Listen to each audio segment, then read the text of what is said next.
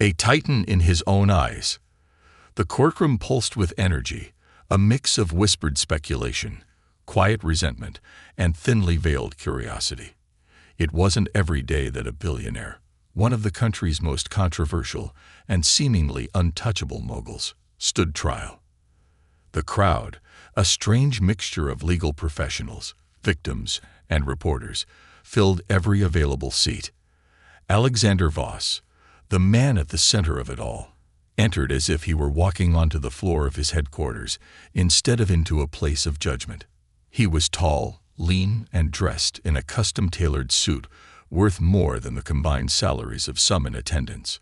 His black hair was slicked back, not a strand out of place, and he wore an air of absolute certainty, as if the entire proceeding was an inconvenience rather than a threat to his future. Voss had spent decades building his empire. His face was plastered across business magazines, his name synonymous with wealth, innovation, and power. But his meteoric rise had not been free of controversy. His company, Voss Global Investments, had been a darling of Wall Street. He promised his clients the impossible: secure, rapid returns, a golden future for retirees, struggling families, and eager entrepreneurs alike.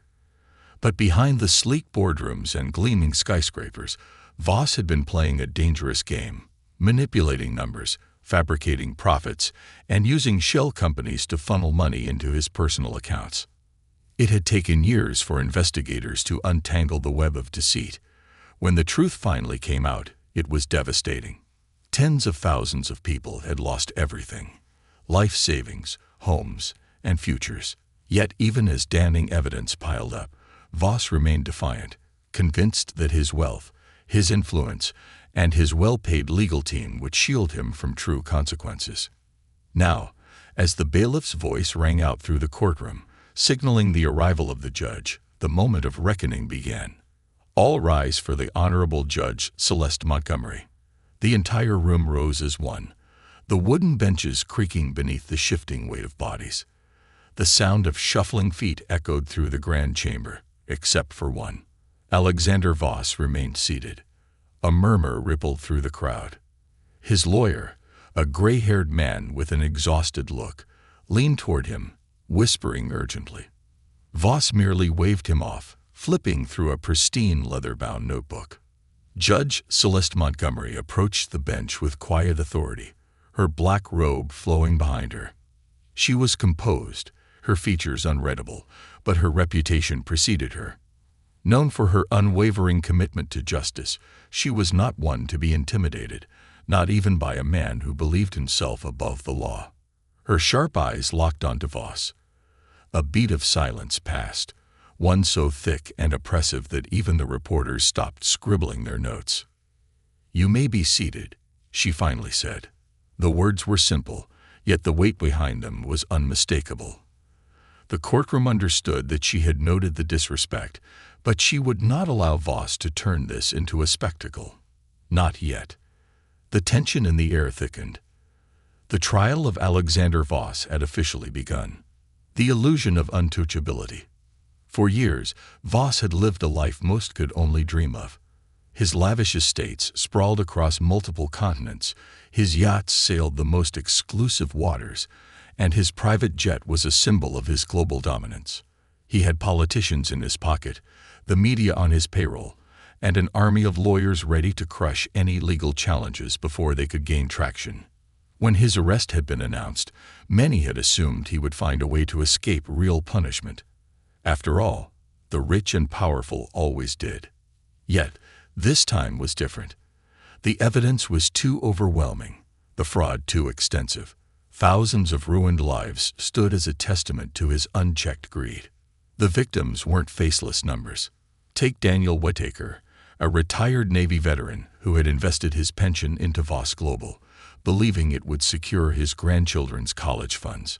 Now he was living out of his truck, too ashamed to tell his family. Or Marie Caldwell, a single mother who had entrusted every last cent to Voss's firm, hoping to buy a home for her young son.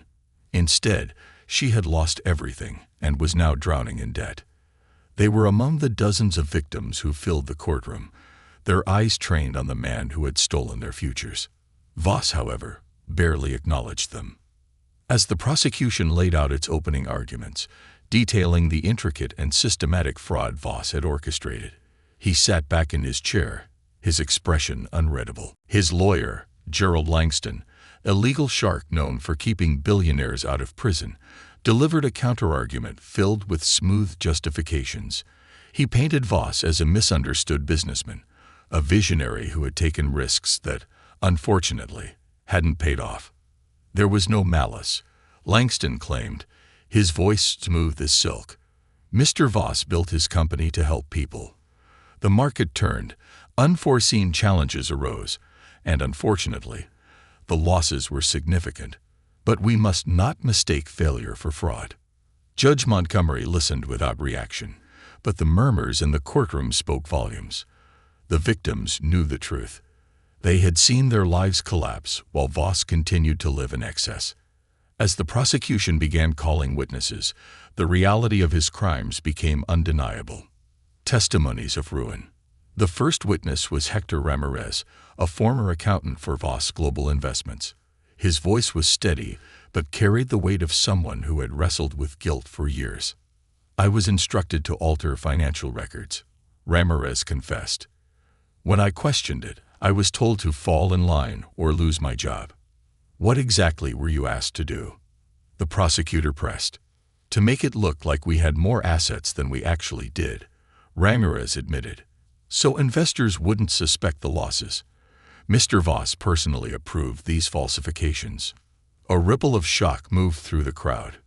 Even Voss, who had remained aloof thus far, tightened his jaw ever so slightly. The next witness was Grace Holloway, a former employee who had blown the whistle on the scheme. "I was in marketing," she said, her voice shaking.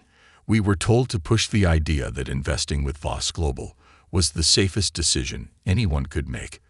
But behind the scenes, we knew people were losing everything."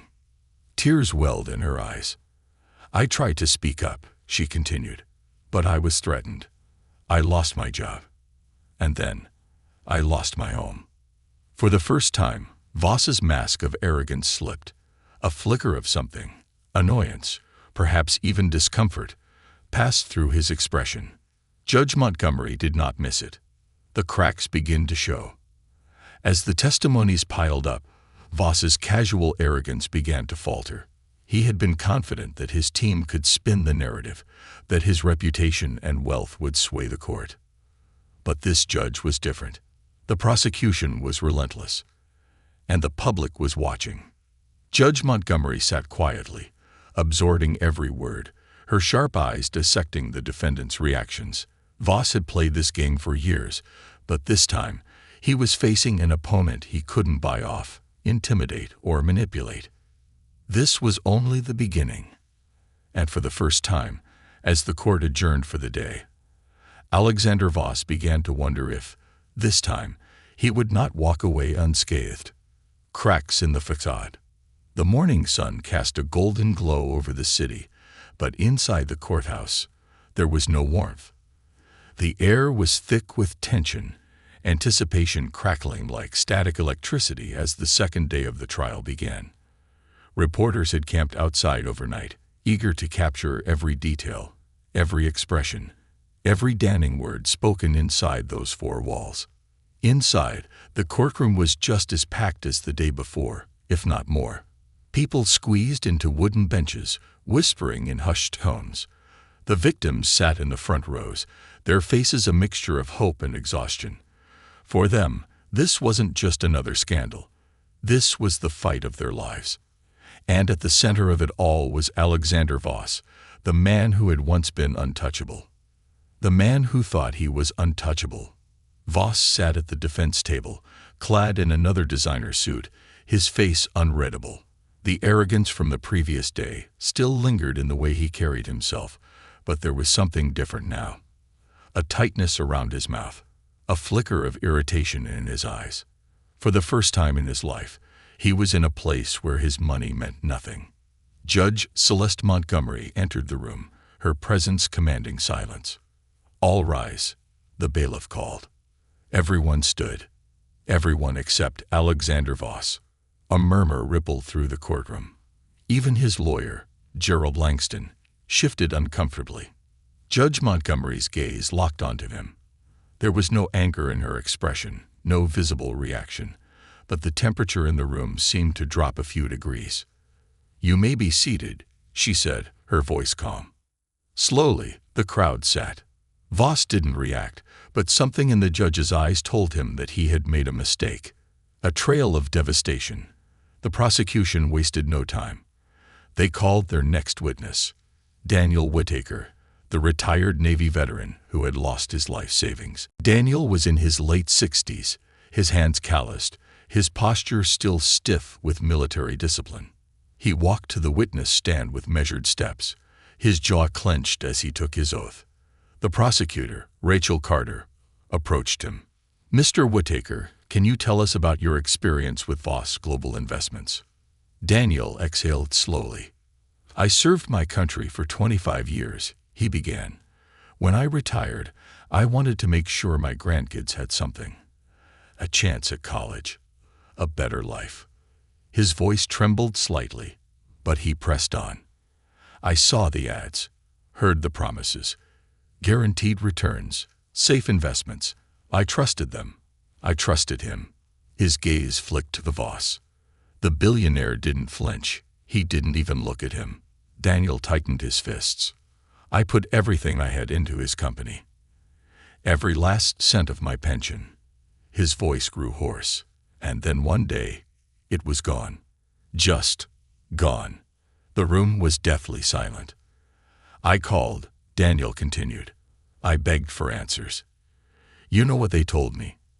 That the market shifted, that it wasn't their fault, that I had misunderstood the risks." A bitter laugh escaped his lips. "Misunderstood?" He shook his head. "No, I was lied to. And now I sleep in my truck." His voice cracked on the last word. Judge Montgomery remained still, her eyes never leaving him. "Do you see the man responsible for this in the courtroom today?" Rachel Carter asked. Daniel's eyes burned with restrained fury. "Yes," he said, pointing directly at Voss. The prosecution turned toward the jury. No further questions. The arrogance of power.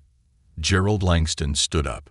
He was a master of deflection, a man who had built his career on turning criminals into victims. "Mr. Whittaker," he began smoothly, "first, let me say that I am truly sorry for your loss." Daniel's expression didn't change. "But as a veteran, you understand that investments, like battles, are never guaranteed. Wouldn't you say that financial markets, much like war, involve risks?" Daniel's jaw tightened. "I'd say war has rules," he said, "and when people break them, there are consequences." A murmur rippled through the crowd. Langston didn't falter.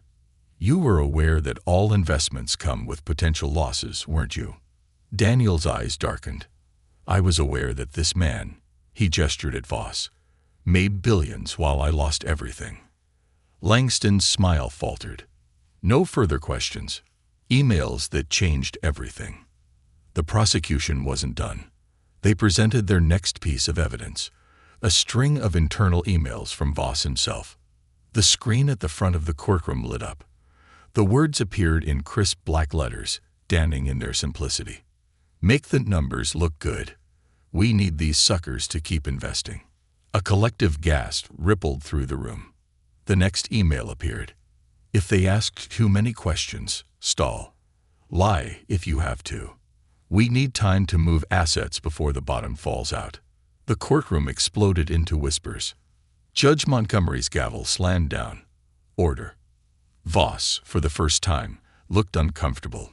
His fingers tapped rhythmically against the table, his lips pressed into a thin line.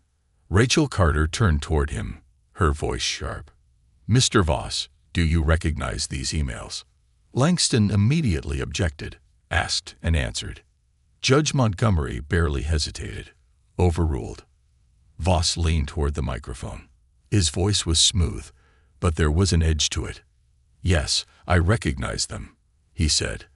"But let's not take them out of context. Business moves fast. Sometimes language is exaggerated. The crowd murmured again. Rachel Carter stepped forward. Exaggerated. She echoed. Tell me, Mr. Voss, is lie if you have to an exaggeration. Voss didn't answer. Silence filled the room. Judge Montgomery leaned forward slightly. Mr. Voss, answer the question. For the first time, something flickered in his gaze. Not fear. Voss didn't do fear, but uncertainty. He cleared his throat. It was business talk. Business talk, Carter repeated, nodding. Tell that to the thousands of people who lost everything. The jury was watching. The victims were watching. And for the first time, Alexander Voss realized he wasn't in control.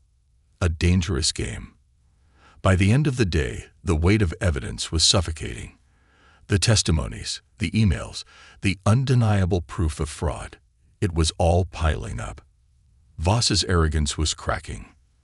As court adjourned, he turned to Langston, his voice low and sharp. This judge isn't playing ball. Langston sighed, rubbing his temple. She's not for sale, Alex. Voss exhaled sharply, running a hand through his hair. There's always a way. Find it. Langston hesitated. This isn't like your boardroom meetings. This is a courtroom.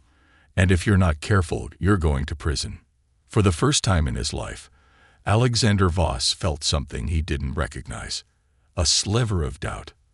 As he stood to leave, he caught Judge Montgomery's gaze. She was watching him. And he knew he had finally met someone who wouldn't bend. Desperation and deception. The third day of the trial had barely begun. And already, the atmosphere inside the courthouse was electrified. The scent of fresh coffee mixed with tension as people filled the courtroom. Victims hoping for justice, reporters hunting for a headline, and legal analysts dissecting every move. Alexander Voss sat at the defense table, his expression cold, his posture unwavering. He was a man used to bending the world to his will, but cracks had begun to form in his carefully constructed image. The damning emails presented the day before had rattled him.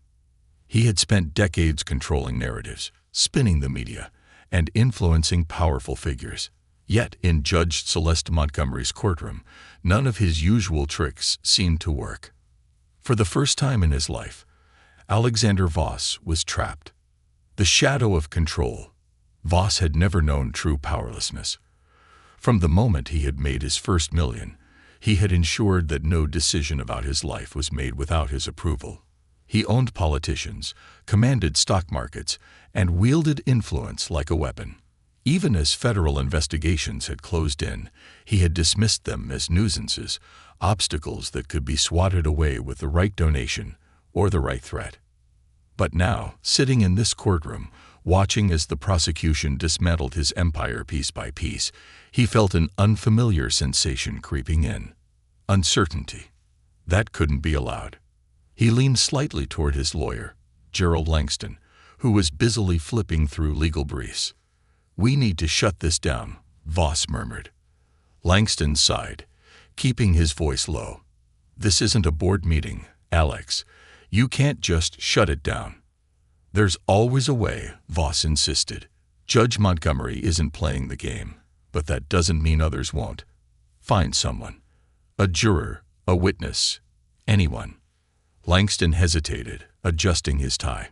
Even for a man like him, who had spent decades bending the law without outright breaking it, there were limits. "This judge is watching everything," he warned. "If you make a move now, you'll only make things worse." Voss clenched his jaw. Worse? Worse than this. He was a billionaire sitting in a room full of nobodies, being treated as if he were some common criminal. He needed leverage. He needed a way out. The next witness. All rise. Judge Montgomery entered the courtroom, her black robe flowing behind her like a shadow. She sat, adjusted her glasses, and nodded toward the prosecution. "Proceed." The prosecution called their next witness, Mary Caldwell, the single mother who had invested every last dollar she had into Voss Global Investments. Mary was in her early 40s, her hands folded tightly together as she walked toward the stand. She wore a plain blue dress, her face pale and tired. But there was something in her eyes, something Voss recognized immediately. Rage. Rachel Carter, the lead prosecutor, approached her with calm confidence. "Miss Caldwell, can you tell us why you invested with Mr. Voss?" Marie nodded, clearing her throat. "I was a single mom. My son had just turned 15. I was working 2 jobs just to keep us afloat. When I saw the commercials for Voss Global, it felt like hope." Her fingers gripped the edge of the witness stand. "They promised safety. They said their investments were risk-free. I put everything I had in, every single dollar." Her voice wavered, but she pressed on. "And then one day, it was gone. My account was empty. I called, I begged. I even went to their headquarters. But no one answered." Marie turned, finally looking at Voss directly. "But you were still there," she said. "You were still flying on your private jet, still buying million-dollar artwork, still hosting parties. You stole from us and you celebrated." The courtroom was silent. Rachel Carter's voice was soft but firm. "And what was the impact on your life, Miss Caldwell?" Marie's eyes glistened. "I lost everything. My home, my son's future. I had to tell my boy that college wasn't an option anymore." She swallowed hard. "Do you know how hard it is to look your child in the eye and tell them that their dreams are dead?" Tears rolled down her cheeks, but her voice remained steady. "I trusted him," she said again. "And he ruined us." The defense's counterattack. Gerald Langston stood, buttoning his suit jacket as he approached. "Miss Caldwell," he began, "first, let me say I am truly sorry for your losses. But I must ask, did you read the investment contracts before signing?" Marie stiffened.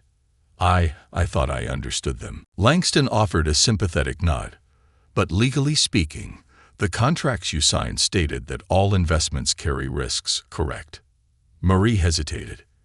"They said, yes or no, Miss Caldwell." Her lips pressed together. "Yes." Langston turned to the jury. "Miss Caldwell's pain is undeniable. But financial markets fluctuate. Even the most experienced investors suffer losses. The real question is, was this criminal fraud or simply an unfortunate market downturn?" Marie's knuckles turned white. Langston gave the jury a final glance. No further questions. Marie stepped down, but her glare toward Voss was a silent promise. "You will not get away with this." A sudden shift. As court adjourned for the day, Voss was already planning his next move. He needed leverage. His eyes scanned the room. Someone here was weak. Someone could be bought. As he exited the courtroom, he pulled out his phone and made a call. "Find out everything you can about Judge Montgomery," he said. "I don't care what it costs." A pause. "And get me in touch with someone on that jury. Someone who needs money." The storm approaches. Judge Montgomery sat in her chambers, rubbing her temples. She had seen many like Alexander Voss before. Men who believed the world revolved around them. Men who thought wealth was a shield against justice. But what Voss didn't understand was that she had spent her entire life fighting men like him.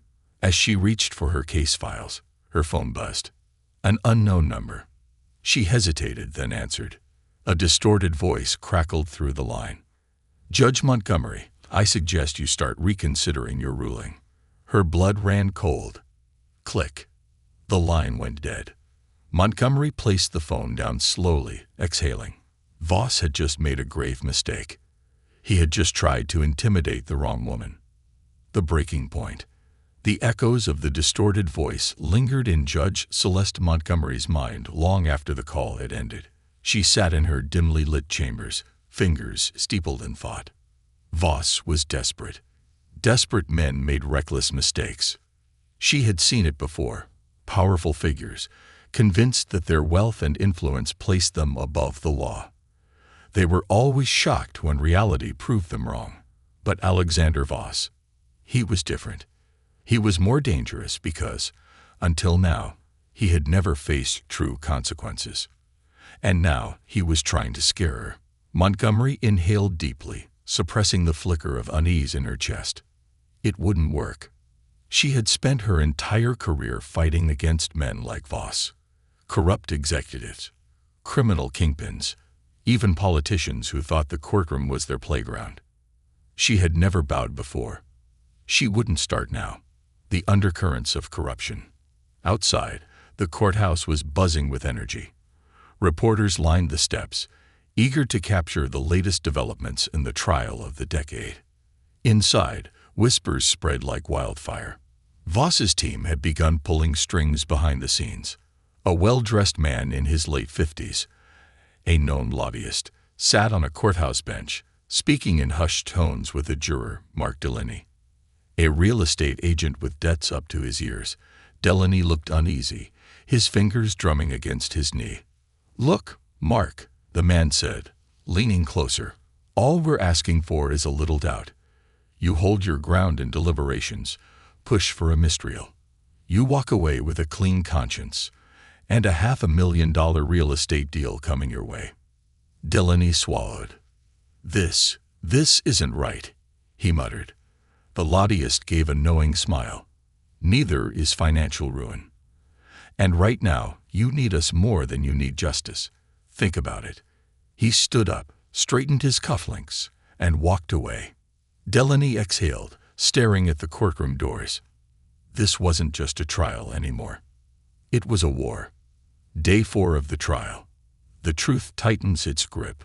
All rise. The courtroom filled with the sound of shuffling feet as Judge Montgomery entered. Alexander Voss remained seated. Again. If he thought his silent defiance would rattle her, he was sorely mistaken. Montgomery's sharp gaze swept the room. She noticed the shift in energy, the hushed whispers, the calculated glances exchanged between Voss's legal team and some of the jurors. Something was happening, and she intended to find out exactly what. But first, the trial had to continue. The prosecution called their next witness, Jonas Wren, a former executive from Voss Global Investments. Jonas was tall, in his mid-40s, wearing an expensive navy suit, but unlike Voss, he looked exhausted rather than arrogant. Rachel Carter, the prosecutor, approached him. "Mr. Wren, what was your role at Voss Global?" "I was the vice president of strategic operations." "And were you involved in the financial decision-making process?" Jonas hesitated. "Yes." Carter nodded. "And were you aware of any questionable practices taking place under Mr. Voss's leadership?" Jonas looked at Voss. For the first time, the billionaire's expression changed. A flicker of warning. Jonas exhaled sharply and turned back to Carter. "Yes." A collective gasp rippled through the room. Carter didn't blink. "Elaborate." Jonas hesitated. Then, finally, he spoke. "Voss ran the company like a game. Everything was about numbers. Not real money, but the illusion of it. We manipulated reports, lied to investors, created fake assets." Jonas glanced at the victims sitting in the courtroom. Angela Martinez, Daniel Whittaker, Mary Caldwell. "I wanted to believe we were just riding out market downturns," Jonas admitted. "But after a while, I realized we weren't fixing losses. We were creating them." The jury was transfixed. Rachel Carter's voice was steel. "And who ordered these manipulations?" Jonas clenched his jaw. "Alexander Voss." The courtroom exploded. Reporters scribbled furiously. Cameras clicked. Voss, for the first time, looked rattled. Voss's last card. The counterattack. As the court adjourned for lunch, Voss stormed into the defense chamber, slamming the door behind him. His lawyer, Langston, sighed. "I told you Jonas was a liability." Voss ignored him. He turned to his assistant, a sleek, sharp-eyed woman named Naomi Pierce. "Is it done?" Naomi's lips curled into a knowing smirk. "It will be." Voss exhaled, gripping the edge of the table. Good. If Jonas Wren wanted to turn against him, he would suffer for it. Voss reached for his phone and made another call. I don't care what it takes, he snarled. I want dirt on the judge. Now. The judge's warning. That evening, Judge Montgomery sat in her chambers, going over case files. A knock sounded at her door. Her bailiff, a large, no-nonsense man named Ray Carter, entered. His face was grim. Your Honor, he said, we have a problem. Montgomery set down her papers. Go on. Ray hesitated, then handed her an unmarked envelope. Montgomery opened it.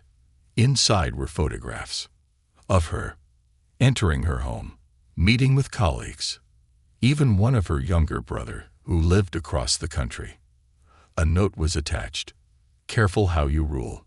Accidents happen. Montgomery inhaled slowly, her fingers tightening on the paper. She had expected this. Voss was losing, and men like him didn't go down without a fight. She looked up at Ray, her expression unreadable. Have it analyzed. Find out who sent it. Ray nodded, but hesitated. Judge, maybe you should step down. This is getting dangerous. Montgomery smiled coldly. This isn't the first time someone's tried to scare me, Ray. She set the note down. And it won't be the last. She straightened. Tomorrow, we move forward. No more delays. No more games. Ray exhaled. Understood. As he left, Montgomery leaned back in her chair. Voss had just escalated the war, and he was about to learn. She didn't lose battles. The storm before the verdict. That night, a journalist received a leaked story about Jonas Wren. A fabricated scandal. A ruinous lie. By morning, the headlines screamed. Key witness in Voss trial accused of financial fraud. Credibility in question. It was a calculated strike. Voss was fighting dirty. But what he didn't know was that Judge Montgomery had one last move to make. And when the courtroom doors opened the next day, he would never see it coming. The final gambit. The city awoke to the storm of a lifetime, not just in the sky, where heavy clouds loomed over the courthouse like an omen, but in the media, where headlines blazed across every screen. Key witness in Voss trial accused of financial fraud. Credibility in question. Jonas Wren, a liar in the courtroom. Did the prosecution mislead the jury? Inside his penthouse suite, where he was staying while out on bail, Alexander Voss watched the chaos unfold with satisfaction. This was how you controlled the world. Not in courtrooms. Not with justice. With power. With narratives. And right now, the narrative had shifted in his favor. He turned to Naomi Pierce, his right-hand strategist. How bad is the hit on Wren? He asked. She smirked. Bad enough. The press is tearing him apart. Even if he testifies again, he's compromised. The jury won't trust him now. Voss exhaled, a slow grin forming. He wasn't losing. He was winning. And Judge Montgomery, she was next. The courtroom under siege. By the time the trial resumed that morning, the atmosphere had changed. There was doubt in the air. The jury shifted uncomfortably in their seats. Whispers spread like wildfire through the spectators section. Jonas Wren sat in the witness stand, looking exhausted, his face lined with stress. The story had already spread to every news outlet in the country. He was being accused of fraud, embezzlement, even falsifying evidence. Of course, none of it was true. But truth didn't matter. Only perception did. Rachel Carter, the prosecutor, stood with a storm in her eyes. Mr. Wren, she said, her voice sharp. Did you or did you not orchestrate financial fraud yourself? Jonas inhaled deeply. No. Did you have any knowledge of these accusations before this morning?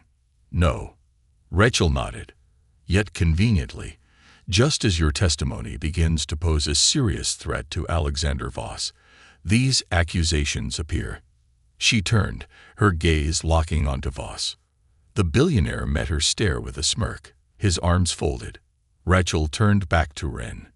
Mr. Wren, do you believe you are being targeted? Yes, Jonas said. His voice was steady, but his hands gripped the stand tightly. I knew testifying against Voss would come at a cost. Rachel exhaled sharply, then turned to the jury.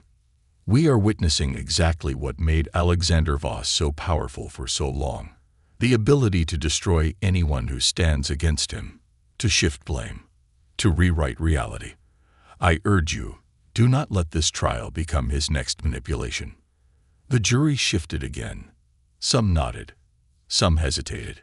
Voss could feel it, the control slipping, and he would not allow that. The final move against the judge. As court adjourned for recess, Voss slipped into a side room with his lawyer, Gerald Langston, and Naomi Pierce. We need to go after Montgomery now, Voss said, voice sharp. She's the last real obstacle. Langston hesitated. LX, targeting a sitting judge, is exactly what needs to happen, Voss interrupted. Everyone has secrets. Find hers. Naomi nodded, already typing on her phone. I have people working on it. If there's dirt, we'll find it. Voss leaned back. This was his world. You didn't win by being honest. You won by burning everything in your way. Judge Montgomery's counterattack. That evening, Celeste Montgomery received another envelope. Another attempt to intimidate her. She opened it, expecting more threats, but inside was something different. A bank statement. It listed a massive deposit into one of the jurors' accounts. Mark Delaney. Her stomach tightened. Voss wasn't just manipulating the media. He was manipulating the jury. She set the paper down slowly, her heartbeat steady, despite the fury rising inside her. She had expected Voss to play dirty. She had prepared for this. And tomorrow, she would remind the world that some people couldn't be bought. The trial's most explosive day yet. The next morning, the courtroom was packed. Everyone knew the trial was reaching its breaking point. And Voss, he was winning. Or so he thought. All rise. The bailiff called as Judge Montgomery entered. But before the trial could resume, she raised her hand. Before we proceed, she said, her voice cutting through the air, I need to address an urgent matter. The room fell into a stunned silence. Montgomery turned to the jury box. Mr. Delaney, she said, please stand. Mark Delaney, the juror who had been approached by Voss's people, froze. Every eye in the room turned to him. Delaney hesitated. His fingers trembled. Slowly, he stood. Montgomery lifted the bank statement. This document shows a recent, unexplained deposit into your account, she said, her voice cold. Do you have anything to say for yourself? Delaney's face drained of color.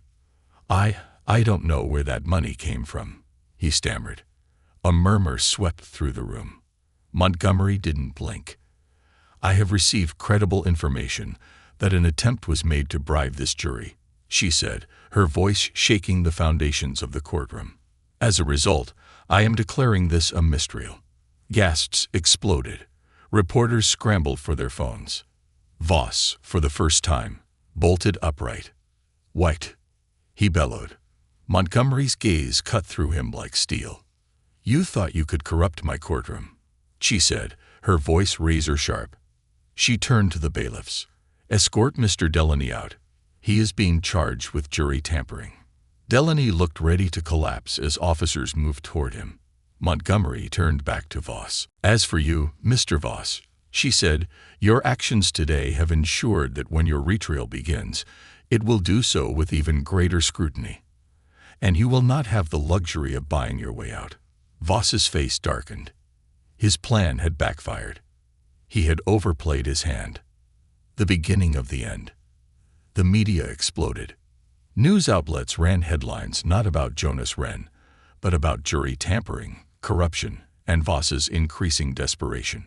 The billionaire sat in his penthouse that night, watching as his empire crumbled before his eyes. Naomi Pierce spoke carefully. We still have moves left. Voss slammed his fist on the table. No, he growled. He had lost control. For the first time in his life, he was truly afraid. And as Judge Montgomery prepared for the next trial, she knew Voss was finally running out of time. Judgment Day. The city was a furnace of speculation. The fall of Alexander Voss was no longer just a trial. It was a reckoning. The news of jury tampering had sent shockwaves through the country. What had been a spectacle of financial crime had now escalated into something far more sinister. Bribery, manipulation, desperation. Voss had overplayed his hand. And now his enemies were circling. The walls close in. In the days following the Mistral ruling, the world watched as Alexander Voss scrambled. His legal team was fracturing under pressure. His once loyal executives were turning against him to save themselves. His political allies were cutting ties, unwilling to be dragged into his downfall. And now, Judge Celeste Montgomery had made a decision. Voss would not get a second Mistral. His retrial had been scheduled immediately, and this time, there would be no delays, no tricks, and no corruption. Voss's last desperate plan. Inside the penthouse suite where Voss was confined under house arrest, he stood by the window, looking out over the city that had once worshipped him. Everything he had built, everything he had conquered, all of it was slipping away. Naomi Pierce stood nearby, her phone glowing in the dim light. "We have one last option," she said. Voss didn't turn. "What?" She hesitated. "We could leave." Voss's jaw clenched. "Leave? Disappear," Naomi clarified. "You still have accounts offshore. A jet, contacts who owe you. You could be gone before they move to imprison you." Voss stared at her. It was a tempting thought. He could still win. He could still escape. But then, something in his chest twisted. Was that fear? For the first time, the man who had never doubted himself realized that he had become exactly what he had mocked for years. A coward. He shook his head. "No," he muttered. "I'm not running." Naomi exhaled, closing her eyes. "Then you better be ready." Voss turned back to the window. He had one last hand to play. The retrial begins. The courtroom was packed, even more than before. This wasn't just a case anymore. This was a national event. Judge Montgomery entered, her presence commanding silence. All rise. Even now, even at the bitter end, Alexander Voss did not stand. The air was thick with tension as the retrial began. This time, the prosecution was relentless. More witnesses, more former employees came forward, breaking their silence. More evidence, wire transfers, secret accounts, offshore holdings, undeniable proof of fraud. More exposure. The jury, carefully selected and closely monitored, saw every last lie unravel. Even Voss's own attorney, Gerald Langston, was faltering. He had represented criminals before, but Voss wasn't just guilty. He was a fool. Voss takes the stand. The courtroom buzzed as Alexander Voss took the stand in his own defense. This was his last chance to control the story. Rachel Carter, the prosecutor, approached him with a predatory calm. "Mr. Voss," she said, "you have been accused of orchestrating one of the largest financial frauds in history. Do you deny it?" Voss leaned into the microphone, his voice as smooth as ever. "I built an empire," he said. "I created wealth. And now, because a few people made bad investments, I'm the villain." Gasps rippled through the room. Carter tilted her head. "So you're saying you did nothing wrong?" "I'm saying," Voss replied, "that I was doing what every businessman does, playing the game." Carter nodded. "And does playing the game include telling your employees to lie, to falsify records, to steal people's life savings?" Voss's smirk faltered. Carter cut him off. "Did you send this email, Mr. Voss?" A screen flickered to life, displaying an internal email from Voss himself. "Make the numbers look good. We need these suckers to sign." The room erupted. Voss's jaw clenched. "You're taking that out of context." Carter smiled. "Then explain the context." Voss hesitated. For the first time in his life, he had no answer. The silence was deafening. And then, the final blow. Carter turned to the jury. Mr. Voss has spent his entire life believing that he is above the law. He has ruined lives, destroyed futures, and when faced with the truth, he refuses to show even a shred of remorse. She looked at Voss one last time. You, sir, are not a businessman. You are a thief. The verdict. It took less than 4 hours for the jury to decide. The tension in the room was unbearable as Judge Montgomery read the verdict. On the charges of fraud, conspiracy, and obstruction of justice, we find the defendant. She paused. Voss held his breath. Gueule tui. The room exploded. Some people cheered. Some wept. Reporters scrambled to break the news. Alexander Voss sat frozen. This wasn't happening. It couldn't be happening.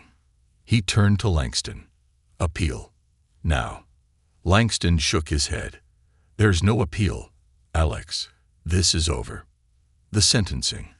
The final nail in the coffin. 1 week later, Voss stood before the court for the last time. Judge Montgomery's voice was cold as steel.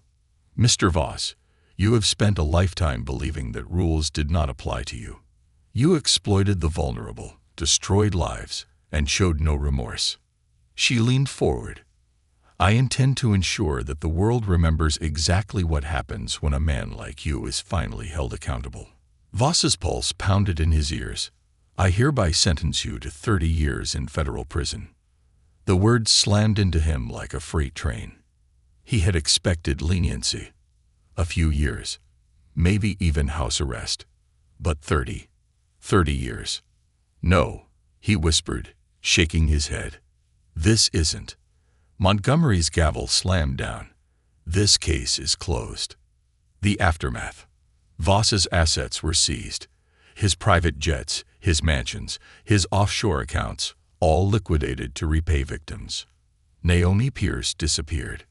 No one knew if she had fled or if she was simply waiting for a new opportunity. Rachel Carter was hailed as a hero. Offers poured in for book deals, interviews. She had brought down the untouchable man. And Alexander Voss. He was led away in handcuffs, screaming at the cameras. I built this city. You've seen this to me. But the world had already moved on. The age of Alexander Voss was over. And for the first time, true justice had prevailed.